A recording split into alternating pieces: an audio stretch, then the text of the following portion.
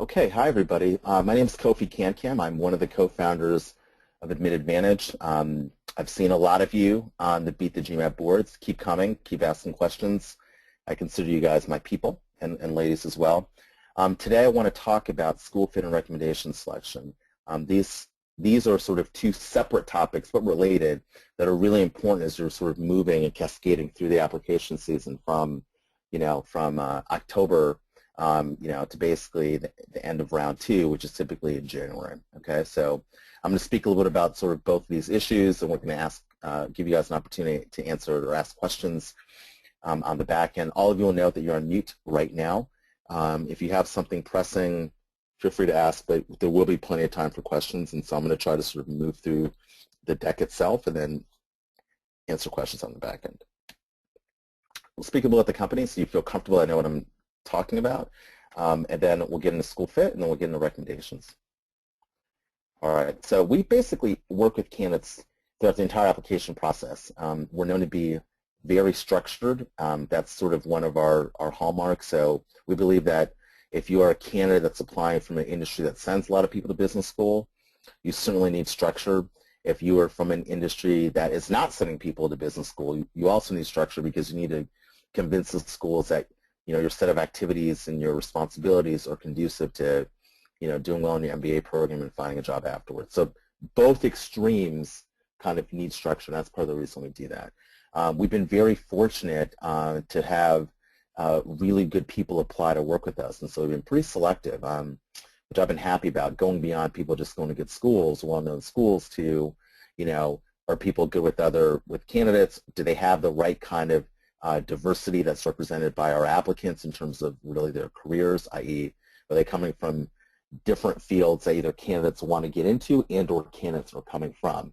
We luckily have people that are in areas like finance and marketing, government and tech and consulting and real estate and entrepreneurship, et cetera, that mirror sort of your backgrounds and your aspirations. There are three core tenets that are really important to our company that really guide sort of how we operate. One, experience. We demand that everyone have gone to a top-tier school because a lot of you want to go to top-tier schools, and the process of getting into these schools is competitive. We want people that have lived that themselves and are not just advising other people about it, as well as people that basically have been in admissions, where possible. We're known to be very client-focused. There's a reason we do this, and we're not sort of bean counters, and we do like working with people, and we do want to help change lives and change, trajectories of families. We've been lucky enough to do that in, I'd say, a lot of instances. And then performance, right? At the end of the day, if people are not getting into school, that's a challenge. And we've been lucky to work with really motivated, high-quality people that have literally gone into all these schools, including we've got people at these schools today, right now, all these schools represented here, and actually even more than that. Two of us founded the company, Eric and I. I am sort of the dumber founder, but we're both Wharton guys. Both worked at Accenture. Eric sold a software company and going into business school. I sold one after business school. Eric's background's at GE Capital. My background beyond Accenture is at another voice over IP company called Netafone. At Wharton, Eric basically was a Twigo fellow, had a full ride, graduate honors, and he also has been a student admissions rep at Brown University, where he did his undergraduate degree, and at Wharton. I've got a sort of a similar background at Wharton. I was a Joseph Wharton Fellow, which made me very happy. I was very lucky to have that. I ran Wharton's largest conference as a student leader, the Whitney Young Conference, and I was a marketing teaching fellow. I did my undergraduate degree at Harvard, Harvard Grad School of Education, and I've been an alumni interviewer and volunteer for both organizations. We have people from all different kinds of great companies and organizations represented here. You can see all of them at admitadvantage.com/consultants. All right, that's it. You want more of the company? Look it up. We're going to keep moving. Let's talk about school fit. So what's really interesting is how many people, to me what's interesting is how many people sort of let the school rankings be the start, middle, and end of their search for the right school. Now, there's no doubt that school rankings are really important. So looking at Business Week, looking at the Financial Times, looking at U.S. News and Report, those should definitely be things you look at, okay? But you should think about it a little bit more, and there should be other things you take into account, one of which is the fact that this is a lifelong commitment. You are not getting an MBA just for 2 years or 18 months or a year. You are basically looking to join a community for the rest of your professional lives and beyond. Most of you are probably going to be working for another 30 to 40 years, after you graduate from business school, and, hopefully you'll be alive longer. So it's a huge lifelong commitment. So, don't let the school pick you, meaning don't just go to the rank and say, well, this school's ranked, I'm going to the top 5 schools, I'm going to apply to these schools, okay? Have a strategy, have some framework that you're looking at the schools, whether it's just rankings or things like size, location, where they place people geographically, where they place people with regard to industry.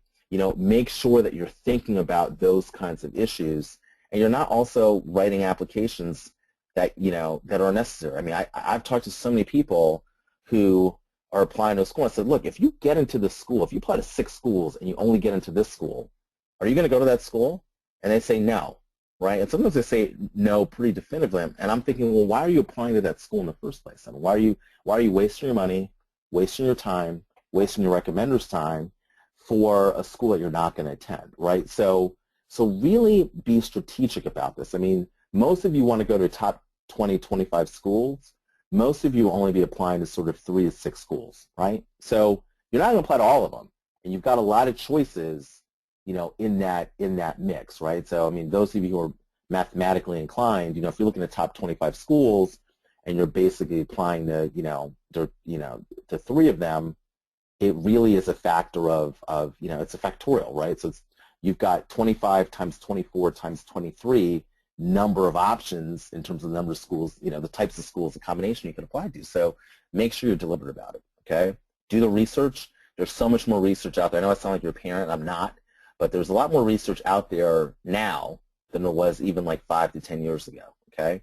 Think about what you want to do long term. That's the end, right? The end is not, well, I want to get a job at McKinsey. You could do that at many different places. And the reality is you probably are not going to work at McKinsey for your career. You're probably doing this a step to something else. Start with that step to something else and work your way basically forward in terms of, or backwards, I guess, in terms of, you want to do clean tech. Okay, we'll work your way sort of backwards in terms of, okay, what are the schools that will help you get to that maybe intermediate job at a business school, right? Think about sort of, the alums as well as the students. You're going to spend most of your time as an alum. I can tell you when I was looking at school, I applied to Columbia and Wharton. There were some schools I looked at. I'm not going to name them, and it's not Harvard, but there's schools I looked at where I felt like, I don't like the alums here. Like generally I just thought they were not that engaged with the students. They weren't that friendly. They kind of felt like they were sort of into the power of that being an alumni, being a prospect. Now, granted, that probably wasn't representative of all alumni, but I remember distinctly having that feeling. And it's important that you sort of acknowledge those feelings and analyze them, okay? Now, think about the morning test, right? So after the elation of sort of getting in, being there your first day on campus, let's say your first week, when you wake up for that Monday morning, when things start in full, how are you going to feel? You're going to be excited about being there. Mostly we'll be focused on top 20 programs. I want to sort of speak a little bit about that, right? So the one thing I want you to realize, and Jennifer and I were just talking about this in terms of what sometimes people don't understand, is that these programs are very selective, okay? You need to dot your I's, cross your T's, and even then you may not get in. The reason is because, about 3/4 of the people that apply are admissible, and about only 15 to 20, 25, maybe 25%, but really 15% on average get in. So if you took a pool of 20 people, okay, 20 applicants, what I'm saying basically is 14 to 15 would be qualified, right? Meaning the professors would be delighted to have them in their classes. Of those qualified 14 to 15, maybe 3 to 4 are getting in, right? So you've got to understand these odds, and you've got to be comfortable with the ambiguity. If you're only applying to these kinds of schools, you have to be comfortable with the ambiguity of not getting in. Look, I applied to Wharton and Columbia, and I had good grades. I came out of a major feeder school. I had good work experience. But I knew that there was a chance I may not get in, and I was comfortable with that. If I weren't, I would have added other schools. So it doesn't really matter if you only want to apply to top tier schools. That's okay, but just understand what you're getting into, right? all these schools want to see leadership. I mean, I know some schools, I think Harvard specifically talks about leadership very actively, to the point where everyone I'm talking to that's looking at going to Harvard always talks about their leadership, but all these schools want leadership. They want, ideally, leadership that's been demonstrated, okay? But if you only have potential, that's okay, but the ideal is demonstrated leadership. But the reality is that most schools share similar characteristics, okay? It's, buying a BMW, Mercedes, Jaguar, Audi, right? Maybe I'll take Jag out of there. So BMW, Mercedes, and Audi, right? They are different cars, different automakers, but they're largely similar, right? They're all German. They all have different range of sort of prices from the 30,000 sort of entry model to like the 80, 90, 100,000. They've got sort of the same type of feature or functionality. And it's kind of similar with schools, okay? Most schools offer global study abroad. Most schools give you the ability to take what you've learned in the classroom, take it outside the classroom. Most schools have some level of case studies. Schools like Virginia and Harvard do only all case studies, about 550. Other schools do a mixture of lectures, experiential learning, and case studies. So case studies might be 30 to 40%, but they all have them. All schools offer joint degrees for the most part. All schools look at sort of activities in terms of clubs and other organizations as being critical of fostering leadership. All schools have a core curriculum of accounting, finance, economics, stats, marketing, managing people. That's typically your first year. And all schools have the opportunity for you to sort of take your skills and impact their local community, right? So when you think about this, I mean, I talk to so many people and, they tell me, okay, I want to go to this school. I say, why? And they say, oh, because it's got hands-on learning, or it's use cases, or they've got a core. I'm thinking, I understand what they're saying, but like the reality is every top-tier school has that. So you can't have that be your differentiating factor, either personally or with regard to the application when you write it. You can't have that be the dominant differentiating factor, or factor that's shared by pretty much every other top 15, top 25-ish school, all right? You have to identify what the differences are, right? There are differences, again, some of the things I mentioned. And so this sort of speaks to your priorities, right? There are differences in the quality and scope of the alumni network, the brand, the location. Do you want to go to school, not just, I don't mean like New York City versus Chicago or Boston. I mean, do you want to go to school in the sticks like a Dartmouth, or do you want to go to school in the city like a NYU or Columbia, right? Those are different experiences, okay? And I just picked those schools. You to go someplace in the South like Austin, or are you sort of more interested in sort of California and sort of that kind of culture? So you've got to think about these things, and these are personal. There isn't necessarily a right or wrong answer. It's just kind of personal reflection. Look, there was no way in heck you're going to send me to the woods to go to school at Dartmouth, right? I did not. I grew up in Ohio. I spent a lot of time in the woods. I wanted more of an urban environment for college and for business school, and so I wasn't going to go to Hanover and be sort of in a really small nestled community like that. That wasn't what I was looking for, right? Learning style I mentioned. Do you want cases? Do you want cases, lectures, experiential learning, right? What is a school different and good in? That's just a competency. Do you want schools that are very international? So do you want to go internationally, or do you want a school that has a lot of international candidates, which typically is like a top 5 to top 7-ish school? What's your personal situation? You may have a mortgage. You may have a significant other that doesn't want to leave to go to school with you, right? You may have a family you don't want to uproot. So, and then obviously, there might be sort of some outside courses. You might be interested in taking courses off of campus, and some schools allow you to do a little bit easier than others. So these are some of the main factors. My advice to you is to force rank your priorities, right? Meaning, what this means effectively is that if you work in a company where someone that is applying to business school and you guys are both really talented and you guys are both, or women, you two are both, good grades and good GMAT scores, you may be applying to a totally different set of schools, right?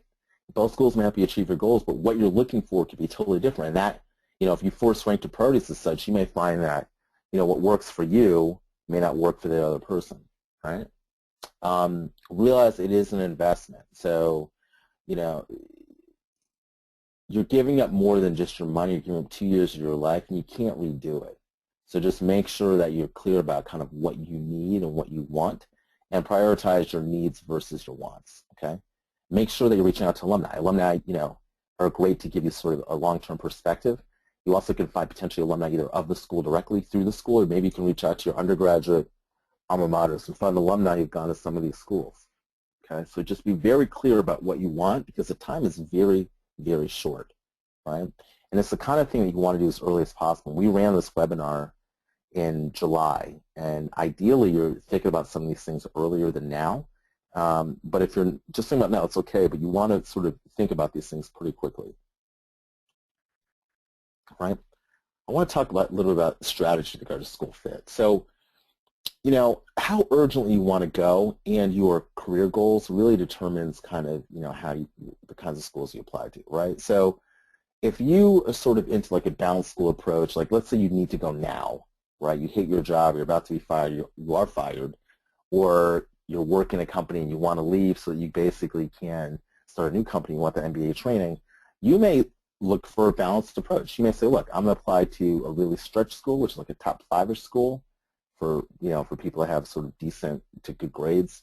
You may, you know, say, okay, these are my schools that are kind of at level or target, and these are the schools I kind of should get into if I take care of business. I mean, a lot of you have heard this before, right?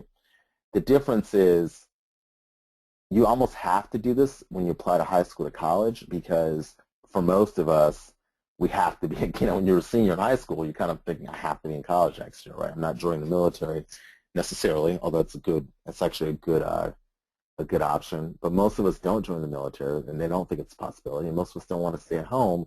So we're thinking it's kind of, I'm either on a campus next year or I'm screwed, right? Business school is different. Most of you are working. You don't have to go to business school. Even if you're in college, you don't have to go to business school. So you may say, look, I'm not doing that balanced approach. I'm doing an approach where, you know, I'm going to be super aggressive. And that's not even on here. I'm only going to apply to top-tier schools. If it doesn't work, I don't care because I don't need to go. I'll either apply next year or I'll just continue working my job and doing well, right? The stretch school approach really is about sort of having a backup plan, right? Sorry, that is the stretch school approach. So what I just mentioned, if you are if you can stand your current job, right, or you know you're going to start a company, then maybe you say, look, I'm only going to go for the gusto. I mean, I was kind of in this place where I thought I had a good job at the time. I wasn't that pressed to go. I'd sort of had already done a year of grad school, and I was thinking, I don't know if I really want to go to school again, be broke again. So I said, I'm only going to go if I can get into like a top-tier school, right? And I got lucky, and it worked out. But you know that may not be the right approach for all of you, okay? So in terms of like other items that are really important, you've got to maximize your exposure. So you have to do it for yourself, and you have to do it for the case, you know, for the application itself, right? So if visits, interacting with alumni, you know, you can interact with alumni over the phone. School visits can be planned if you do it well, sometimes well in advance, and you can hit a couple schools up over the course of a couple days, especially if you're looking at the sort of school-rich Northeast, where you literally could do, you know, you could do the Boston, Hanover area, and probably New Haven. Well, no, New Haven. You could do like 2 of those areas in one day. You could probably do Yale, Columbia, and NYU in a day too. Maybe even Wharton. That'd be kind of tricky. But my point is that you know it's important for you to get those visits in, especially if you're close to the schools. You know, if you're applying from overseas, that's different. But you still can go to information sessions in your city. I mean, most of the time these schools, the admissions officers travel widely, and so you know they will probably be someplace close to you, and it really does behoove you to attend and to meet them if you can, right? So realize ultimately this is, you know, your life. You're going to have to sort of live with this decision. So make sure it works for you. You know, when you look at these discussion boards, and you know, including Beat the GMAT, right? You got to take this with a grain of salt. Everything on there doesn't apply to you. And sometimes it's the blind leading the blind. You know, Beat the GMAT lets quote unquote experts like myself and other people on there help work you guys, but ultimately you still have to make the choice, right? And so, you know, what we've experienced may not be your experience. So, you know, take it with a grain of salt and measure it against your own instincts, and always trust yourself. Trust your gut, all right? Let's talk about recommenders a little bit. Recommenders are really important, okay? I can't emphasize this enough, and I say this because so many people are not strategic about who they have write the recommendation, and they don't prepare the recommenders. They kind of leave this element to chance when, you know, a former admissions director at a top 5 school said, quote unquote, recommendations are the most valuable, or one of the most valuable and overlooked parts of the application process. I've heard myself, my own ears, someone say, a recommendation is literally the most important piece of the application, because it is the only piece that theoretically you are not writing that's given from an objective perspective, and given with someone who's got more seasoning than you, right? So the critical, right? It's confirmation of things that you've done, activities, accomplishments. It allows you to sort of, who you choose shows some professional judgment, as well as kind of what they comment on your professional judgment has huge implications, ramifications. It's very important for schools. Schools want to sort of gauge you with your peer group, right? And sometimes grades are not indicative, especially those of you who have challenging grades. Your recommendations are really important for, a recommender to say, this person is amongst the top 10 to 15% of the people I've ever met in this position. We've had candidates get in with bad grades, partially because their recommendations have described them like the second coming of Jesus Christ himself, or herself, depending on how you look at it, right? And so you've got to make sure that you're managing that process. Recommendations also identify red flags. So sometimes your recommenders will put things in there. Not every recommender will necessarily be on your side. We've seen people get recommendations written by others. People did it because I think they had to do it. They felt compelled, but they weren't always positive, and they identified issues in the candidate. Okay, it's independent, and then it obviously gives insight into your personality. And ultimately, you have to be likable. You have to be someone other people want to build with and share with, and so your personality is important. So these are many elements, or probably a couple more, but these 6 elements should make you underscore to you why the recommendations are so important, why you need to manage that effectively, right? So how do you prepare them? Okay, the first thing is you got to get in contact with them, right? And you need to stay in contact. I know it sounds funny.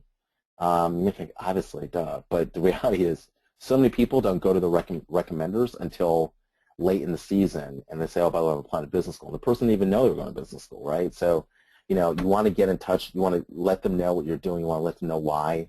You want to, let them see that you intend to go to business school, but you're still putting in 110% because you're going to do a good job on their watch if they are your direct manager. If they're a former manager, you definitely need to get in touch with them. We've seen people think, oh, I'll get this recommendation, and they start looking for this person. They can't find them, right? I've literally had candidates in tears saying, this recommender is not going to get it in on time. I only found him yesterday, or he or she's not responding to my phone calls. I thought we were closer. So you need to know if there's an issue earlier, sooner than later, okay?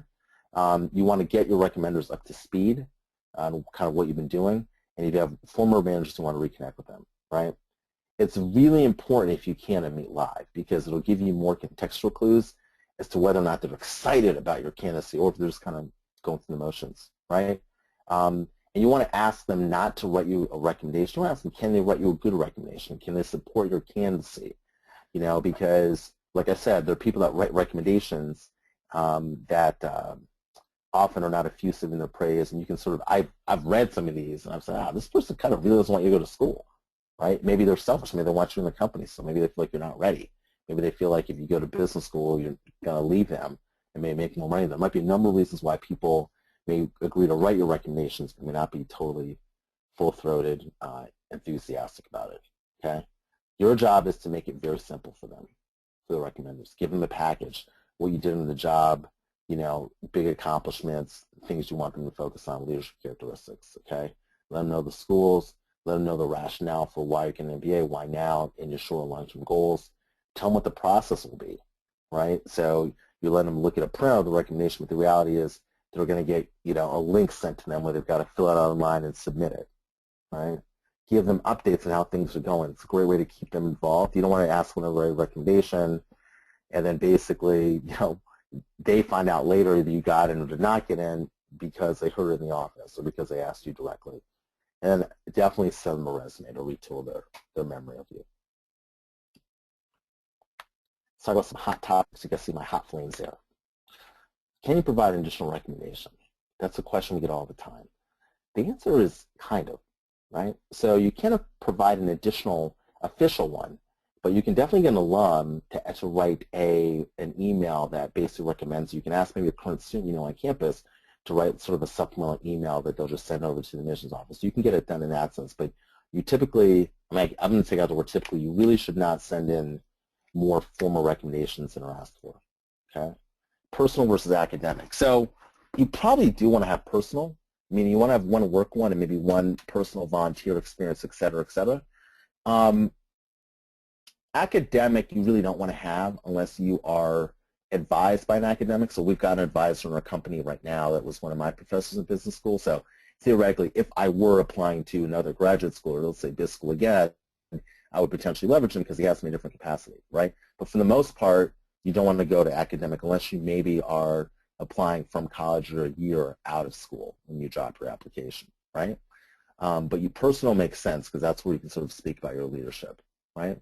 If you can't let your employer know, all you finance people out there that want to get those bonuses in February and March, very simply just write about why you're not asking your direct manager or supervisor in your optional letter or in your optional essay, and then basically get someone else who is hopefully superior to you in the company, but not your direct line, your direct boss, to write your recommendation, right? CEO versus boss. I get this all the time. Should I get a high-end, someone who's the CEO of the company, my boss, or should I have an alum writer or not? What I would say to you is the priority should be someone that knows you well. If that is encompassed by two people, one of them is the CEO, one of whom is just your direct boss, go to the CEO. Okay. Same with sort of alum versus non-alum, but be very clear that the clear prioritization is someone that knows you well and can comment on your work and your growth. And that probably will be your boss and probably will be a non-alum who you work with, all right? If your recommender is not a good writer, I'm going to expand this out a little bit. It's not effusive in its praise. That is okay. This is not the School of English if they're not a good writer, but they need to be praiseworthy. I know there's some cultures, my father's from Ghana, and it's not a praiseworthy culture, right? So, but you need to sort of go to your recommenders and say, look, I'm enthusiastic about going to school. I was really enthusiastic about sort of working with you historically. I need you to be enthusiastic about this. It's important to them culturally. That's how it is, all right? Make sure that you're doing that. If your recommender asks you to write the recommendation, you really shouldn't. What you should do is say, look, I'm going to make it even easier for you. I'll give you sort of bullet points. I'll give you maybe a little bit of an outline. I'll indicate what you want me to talk about, what I want you to talk about. I'll be there when you write it if you have questions of me, but you really don't want to write the recommendation on your own. Typically most of us are not strong enough to change our writing style, so it doesn't look like something that we wrote, and if schools catch wind of that, you're basically done. You're cooked, right? If you're not sure you get a good recommendation, you shouldn't ask that person for a recommendation, right? The other thing to do is, conceivably ask them to give you visibility into the recommendation itself, so give you the recommendation before they actually submit it, and some recommenders will do that. I'd say how many recommendations are too many? If n is a number that they ask, n plus 1. Okay? Whatever they ask is kind of what you should give. If you're looking for supplemental, I probably wouldn't do more than 2 kind of emails sent in from either current students or alums. We've got a lot of different options to work with us. We're going to get to questions early, which is awesome. There are many ways to work with us. Okay, we got comprehensive packages, kind of soup to nuts. We have recommender package is $400, and we have streamline and school selection. Our basic philosophy is that if you want help, we try to not let money be an option. We try to have something for everyone, right? And obviously we've got great consultants we have to pay. All of you are trying to get to great schools and make good money. So we are constrained by that, but we do have people pay over time. People finance it. And we basically split our offerings to hopefully appeal to you. If you have basically $250, i.e. our hourly, you'll get some kind of time. All right, and we got a ding analysis. You got denied pre-application package if you're 6 months away. Right, there is a 10% discount for all BTG folks, and that's 1908. And so that will be helpful. So basically, you're $225. You can get some kind of meaningful help. Right? We have many different webinars coming up. We have another one tonight. Exciting, building the MBA brand. We've got tomorrow, if you're a consultant, how do you differentiate, which is a huge issue for a lot of you in the MBBs. And then next week, we're going to do Cracking UCLA. We're on Facebook, Twitter, read our blog. It's getting better. We're posting a little bit more. And if you want a free consultation, just sign up with me at flexbroker.com/admitadvantage. Okay, so with that, let's get to some questions. I'm going to sort of reduce this because I'm having some trouble seeing the navigation bar, but let's talk if you have questions. Okay, just type them in, we'll get to them. Whoops. This is fun. Okay, questions. And by the way, I will keep you anonymous, so feel free to ask any question. Okay, I'll go by your initials. Okay, so there's a question from RB. How do I get information about how involved the alumni are with the school community? And that's a good question, actually. So one, you can go to events in your home city and or wherever you're located and see if alums come to that event. You can sort of speak to them there. I think you also can get a feel from that by speaking to students on campus, seeing like if alums come back and participate in some of the student-run conferences, right? So all these schools have clubs and organizations that essentially put on events, and typically alums are invited to be part of that, to serve on panels, to moderate, et cetera. I just did one up in Cambridge literally last week, and there were so many people there, and that's usually a good barometer of whether or not alums are involved with the school. Okay.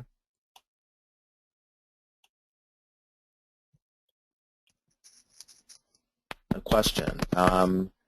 If I apply to a couple of schools in round 2 this year and I get rejected, how bad do my chances become if I wish to reapply next year in round 1? So the question is, are you penalized if you apply this year, you don't get in, are you penalized next year?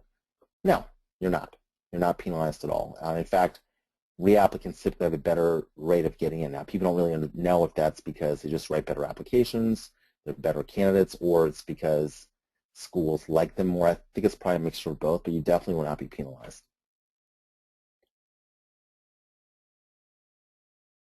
All right, any other questions? Can you all hear me? Okay, good. Let's keep them coming, folks. Okay, question from CH. What if your score is below the range of schools you're looking at? Should you not apply at all and wait until your score is higher? It depends how far away your scores are, CH. I mean, and I assume you're talking about your GMAT. Well, you're probably talking about GMAT and GPA. I think if your GPA is within 0.3 of the mean, you definitely should feel like you're qualified. I would definitely apply. Greater than 0.3, it's sort of think about taking classes or maybe having a portfolio school. So if you have a 3.1 and the mean GPA is 3.4, I probably would still apply. If you have a 2.9 and the mean GPA is a 3.4, I probably would really think about whether I should apply to a school. For your GMAT, my advice to you is that if you're looking at a top 20 school, it's going to be very tricky to get in with less than a 650, let's say 640. All right. I mean, the mean at the top tier schools is over 700. So, if you have a 640, you're pretty much 50 to 60 points at least off the mean for most of those schools. That's a challenge. So I think that's probably how I'd play it.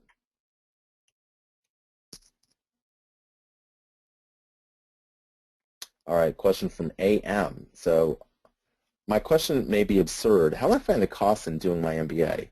I've seen that Wharton says the first year cost for an MBA is $97,000. Isn't that absurd? That's when I went to school, I think it was like 60. I'm up 4. That's all online. So that's online. You can Google it. Typically you give some kind of exposure to the cost. The career service offices typically has those kinds of things online too, but you should be able to find it online just by Googling it. The school on the website itself, they'll tell you here's the cost of doing an MBA. They don't hide that information. Okay. Question from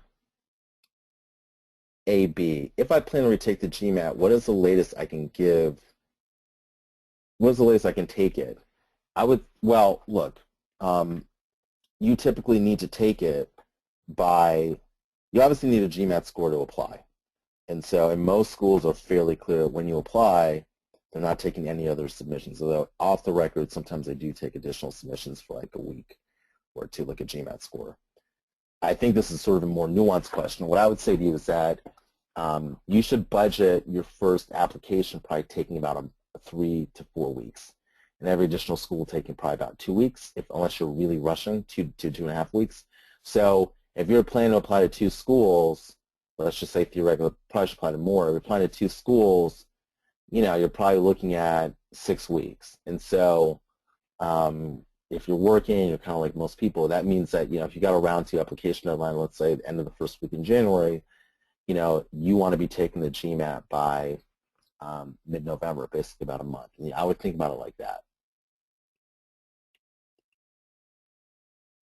So question from AM, if the cost of if they say the first year cost is $95K, and it's a 2-year program, can I assume that basically my 2-year cost is going to be double that? Yeah. It might be a little bit cheaper in the second year because typically you don't have like the 3 weeks of preterm. And also, you should keep in mind that money will probably be a little bit better because you would have made money in your summer internship. But yes, that's generally correct. All right. Question from IP. Can someone I've worked with in the past but is now a student of school write a recommendation considering at the school now? Yes. They're writing under the guise of being a past manager. That's fine. In fact, they're your school, target school now is a bonus. And obviously, they're not going to be your target school for all your schools. But you certainly can do that. Assuming they're senior to you, right? When we say worked with, like they should not be a peer. If they supervised you in their former quote-unquote manager, then yes. But if they're a peer, the answer is no unless you're like Stanford where they ask for a peer recommendation.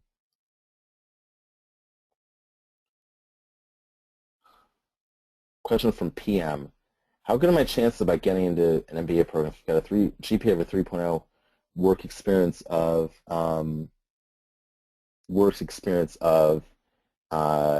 3 years in management, a GMAT of 560 to 580?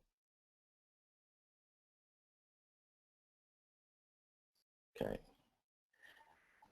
It's going to be tricky to get in. I mean, the GMAT is the biggest issue, in my opinion, and I think that's going to be very, very difficult for you to get in with that kind of GMAT score. You probably have to get that up at least 100 points.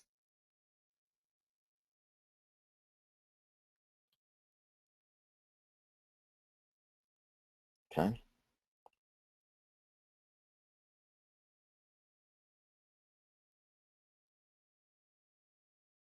Let's see, more questions. I'm sorry, guys, I'm not actually on a new Mac, which I do know. I love Macs, but I'm kind of a PC guy, so I'm figuring out how to use this darn thing. So sorry about that. Let's see here. Okay. Why is it so tough for Indian IT male engineers? Any advice to enhance or differentiate profiles? It's just a number issue. And by the way, I don't, like, there's kind of this myth it's impossible. It's not impossible. I mean, I'm friends with a ton of Indian guys that did tech prior to business school. It's just a lot of Indian technology folks applying to business school. How you should differentiate is kind of what your career goals are, what your motivation is, how you think you're going to add from an academic, professional, extracurricular perspective, and basically really speaking about your role in your job, your specific role in your jobs and or deals you've done in projects, as opposed to sort of speaking about that generally.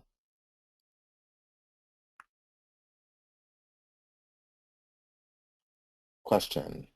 Should I take the chance and apply in round 2 this year, or is it better to wait for round 1 next year, considering I'm an international applicant? You've got plenty of time, RB, to apply now. It's October, so this is not the time.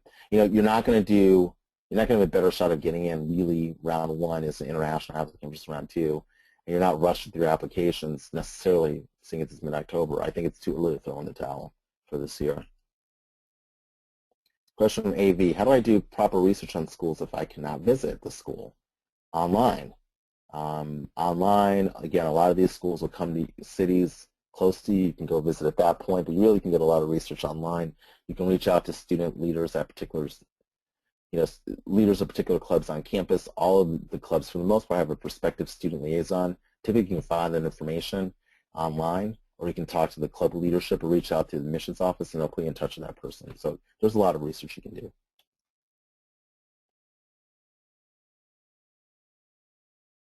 All right, question. What if you are trying to change careers where schools like to see your past experience to strengthen your application? Should you change your goal to fit your past? No, you should not do that. Because most people are going to business schools to switch careers, and schools know that. They are, you know, and as well as employers. I mean, the schools have sort of a deal with the employers where the employers are going to take a certain percentage of people from that particular business school who've never worked in that field, right? I mean, that if they didn't do that, the whole business school model would break down. People are going to switch careers. Most people are not going to business school unless they have to. They're not going to forsake that 2 years of income unless they need it. So I wouldn't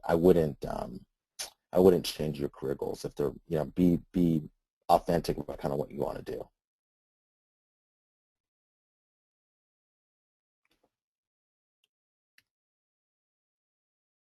Can I start the admissions process with GMAT preparation? I don't know if I understand that. Yeah, I mean, yes, in a sense of you probably want to take your GMAT first. That's kind of why I'm answering the question. Most people want to sequentially do your GMAT first, get a score, because that score is going to dictate typically how high you can reach in terms of your stretch schools, right?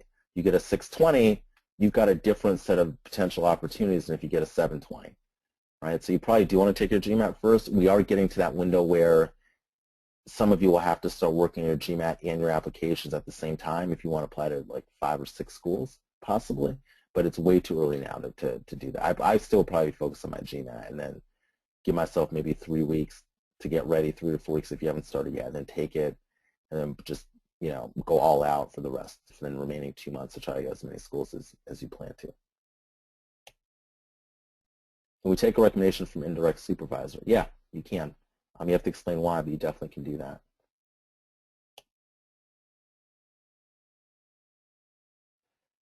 Okay, it's a question from GR. There's a lot of information regarding the best B schools for consulting and finance, but how do I judge a business school's reputation in the operational management sector? Well, you can go and get a, you know, who does that well, U.S. News and Report. You can do that online. Most of these organizations rank generally, but then they also rank by discipline, and that typically is a discipline they have. Okay, like operations, you know, sort of IT, that kind of, you know, operational strategy, operational sort of management. That's typically a ranked area. You'll typically find schools, so kind of usual stuff. So Wharton's good at that. The engineering school is typically good at that. You know, Berkeley's good at that. MIT's good at that. Indiana's good at that. Purdue's. I mean, there are many schools that are good at that. But yeah, you should be able to find that pretty easily. Check U.S. News and Report. Okay, question from KL. I have a moderate What if I have a moderate GMAT, like a 650, but a very high GPA? I don't know what that question is, KL. I guess you're asking me, do I still think you're viable at sort of a top tier school? I assume that's kind of what you're asking. The answer is yes to a certain extent, but the reality is at top tier schools, the average GPA is still pretty high, and it kind of depends on the quality of school, depends on what you majored in. So if you went to MIT undergrad and you have, well, they're at a 5-point scale, but if you have the equivalent, say, of a 3.8, and you've got great recommendations, great work experience, and you have a 650, you know, and also you majored in like comp sci, then you'll get a little bit of benefit of the doubt, and like probably most schools are on your list. But if you went to whatever, you went to, let's call it like a state school, you major in English, you have a 3.8, that doesn't count as much for most schools. So it's going to be a little bit harder for you to get into a top tier school. We'll try for new people now. Question from DDB.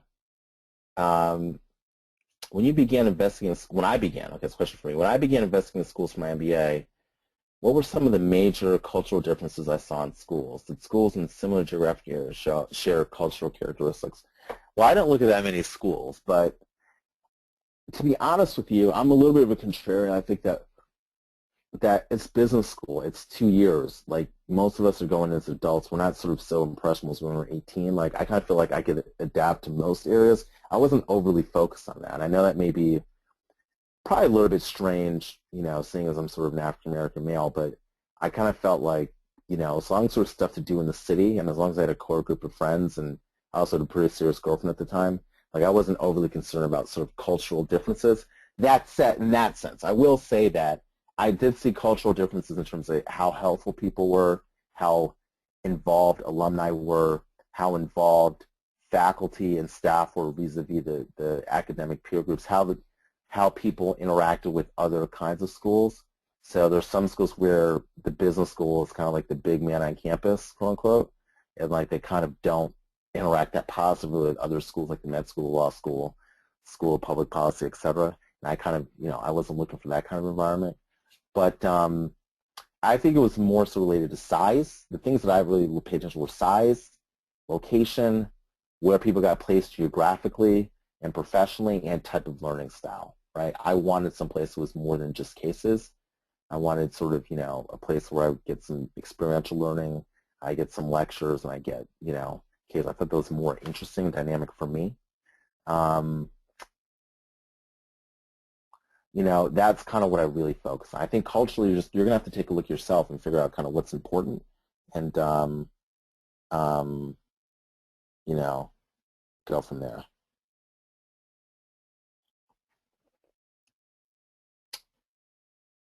Do I have any tips from KL? Do I have any tips for non-traditional applicants to mold their applications to better sell themselves to the chosen programs? We actually do a non-traditional webinar. It's actually one of our sort of big ones people really like. I think generally, it depends how you're non-traditional, KL, and you probably should sign for a consultation so we can talk, but I think generally you have to show you can do the work. You have to show that you've got a unique way to contribute academically, professionally, and extracurricularly. You have to show that getting an MBA makes sense in your field for what you want to do going forward. And you have to show that you've got a realistic understanding of what getting an MBA is like, right?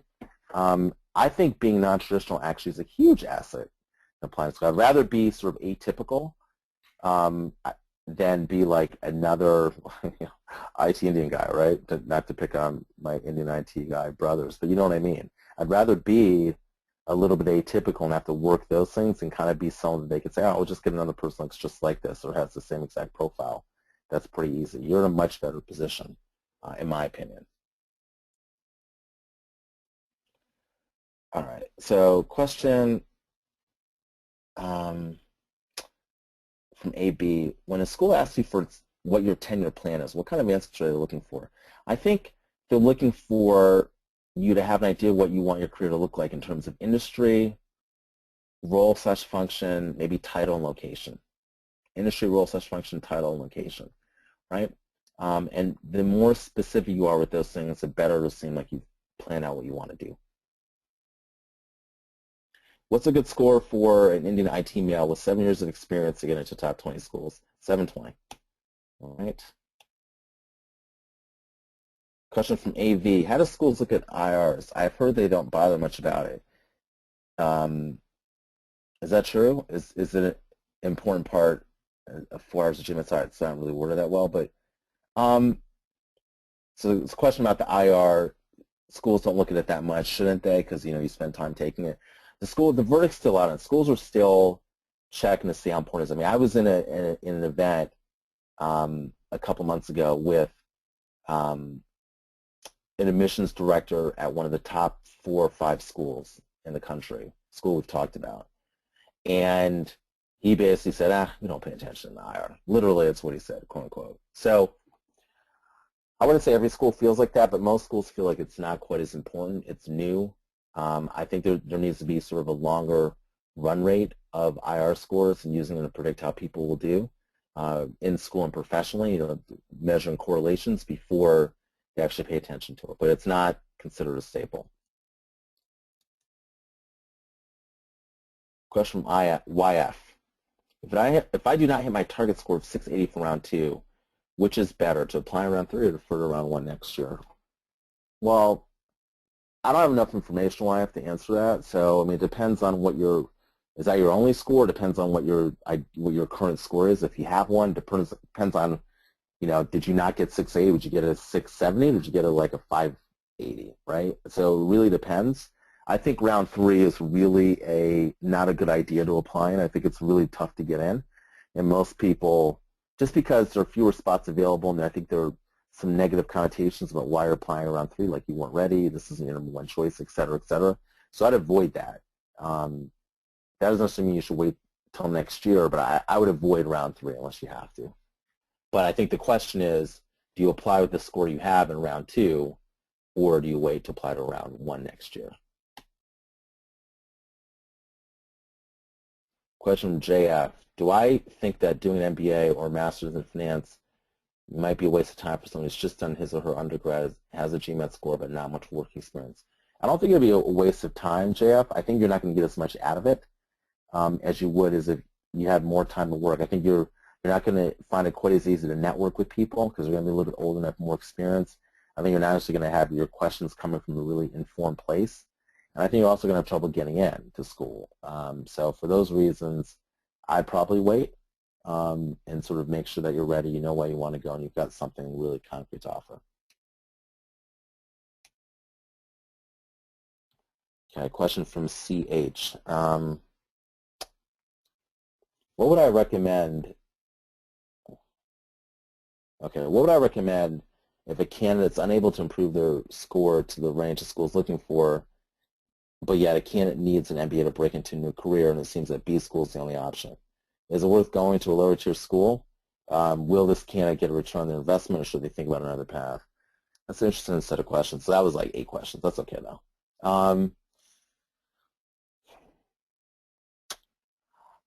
I think so. A couple things. One, I think it depends on your career that you're looking for. Okay, so if you're looking to do a career like in private equity or venture capital, then going to a certain caliber school is really important because those industries don't hire except for people coming out of really well-known, well-regarded schools.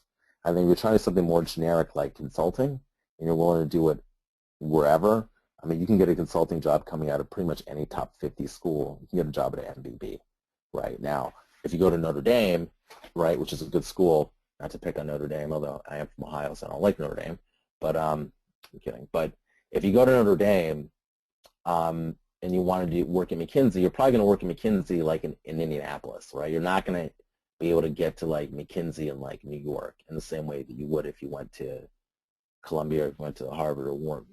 But generally, you can pursue a number of jobs outside of the top tier schools, but you're just going to be a little bit more geographically focused, probably where that school is or in the surrounding area. I think that if you find yourself in that position, then I probably would look to go to a lower tier school, right? I think the question that you have to ask yourself is, are you better off? Everyone wants to go to a top tier school, but the question is, are you better off in your career not having an MBA, or are you better off getting an MBA at a less selective school? And I think that varies from career to career, right? And where you are in your life. I mean, I have friends that I have a friend that did not go to business school, okay? Just put his head down, worked his butt off. This guy was probably making like $600,000 when he was like 28, 29, and now I'm sure he's making way more than that, literally working Wall Street. He didn't need to get an MBA, right? It just didn't make sense for him.